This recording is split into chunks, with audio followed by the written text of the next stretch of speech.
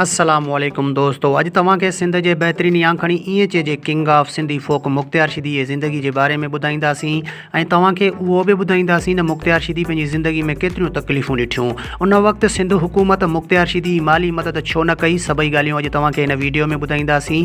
तफ़सीली ॻाल्हि ॿोल शुरू करण खां पहिरियां जेकॾहिं तव्हां असांजे यूट्यूब चैनल ते नवां आया आहियो त महिरबानी करे असांजे यूट्यूब चैनल खे सब्सक्राइब करे घंटी बटन ते क्लिक करे नोटिफिकेशन ऑल करे छॾींदा। सब्सक्राइब करण सां अव्हां जेको बैलेंस कोन वेंदो पर असांजी काफ़ी हौसला अफ़ज़ाई थींदी ऐं तव्हांखे बि वधीक वीडियोज़ ॾिसण वटां मिलंदा। हलूं था पंहिंजे मेन टॉपिक तरफ़। मुख़्तियार शीदी वलद करीम बख्श शीदी 11 अप्रैल 1968 ईस्वी ते ॻोठ बोराहू तालुके रोहड़ी में पैदा थियो। मुख़्तियार शीदी तालीम मिडिल पास हुई, गुरबत सबबि वधीक तालीम न पिराए सघियो ऐं मुख़्तियार शीदी नंढपिण में ई पेट गुज़र वास्ते छोला खपाया ऐं वैन ऐं बस जी क्लीनरी बि कई।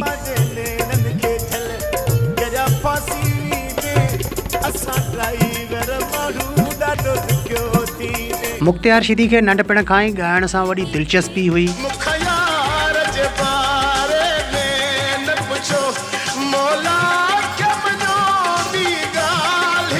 मुख़्तियार शीदी राग जी सिख्या उस्ताद रसूल बख्श अबड़े खां वरिती ऐं खेसि रेडियो पाकिस्तान ते नाले वारे शाइर मुख़्तियार मलिक मुतारिफ़ करायो। मुख़्तियार शीदी जे आवाज़ में इंतहाई दर्द समायल हो। मुख़्तियार शीदी अक्सर ॾुखायल गीत ॻाईंदो हो।